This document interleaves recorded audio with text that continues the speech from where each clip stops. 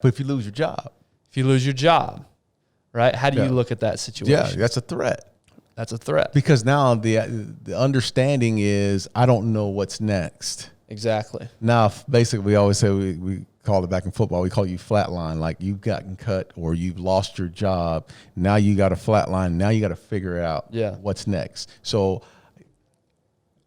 I love how you just said that. You basically, you flatline, you were on your back, and you lost. Basically, you weren't going to the next level at that point, right? In time, right? Because that's your threat. Done. Now it's how do you get your ass back up and say, all right, I got to accept the challenge and enjoy the process of whatever it may be. You break up, you have a breakup, a bad breakup, go through a divorce. I went through a major divorce. That was a threat to me because the threat was what was next. Yeah. How are my kids going to perceive me? What do I need to do? And the threat ended up even being a depression. Yeah.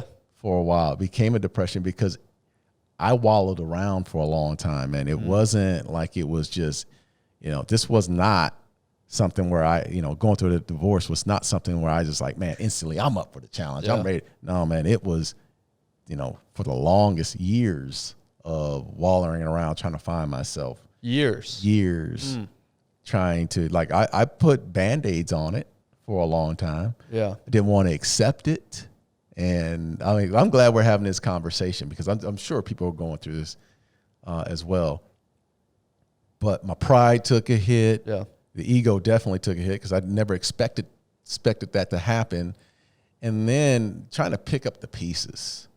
And it was hard trying to pick up those pieces. And they're falling through my hands. And I'm like, one of my son would act a certain way. My daughter would act another way. And, I just never got a grasp of it. And how I accepted the challenges was I had to go outside of myself, go get help, and sit down with someone to have these conversations to guide me in the right direction. I couldn't do it by myself, man, and I'll just be honest with you. Did you think at any point you could do it by yourself? Did you try to do it by yourself? Yeah, absolutely. I thought, look, man, things in my life had, leading up to, probably since the age of 21, once I got drafted through 36, things had been pretty kosher for me. Right. Like, I had my ups and downs in football, wins and losses and all that. But, life itself had been pretty kosher. I had never gone through a situation where I was totally out of control.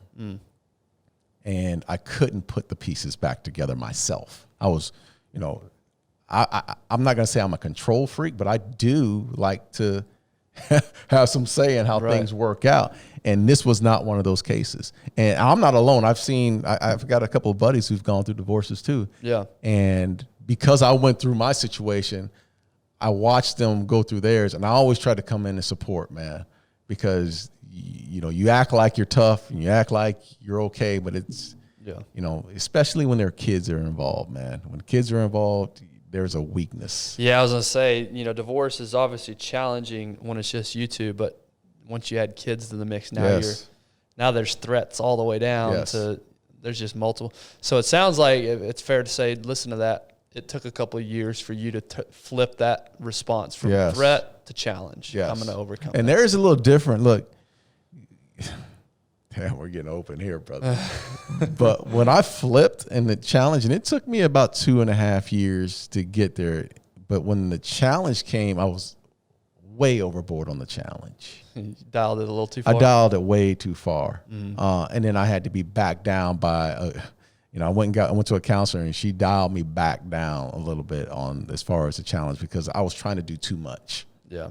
And, but, those are some trying times, and I've seen people lose their jobs, and which is a threat, not knowing where to go afterwards, and take a while to get back there. And I don't see there's no shame in that. I think the best thing advice that I could give you, as far as just personally, anyone, give them the advice of go seek help, man. I mean, it's okay to know that you can't do things by yourself. Yeah. Sometimes the threats will knock your ass back. And there's nothing you can do about it mentally to get back on track unless you reach out and get help. Yeah, no, that's a great way to start the process of flipping it from a threat to a challenge. That's interesting.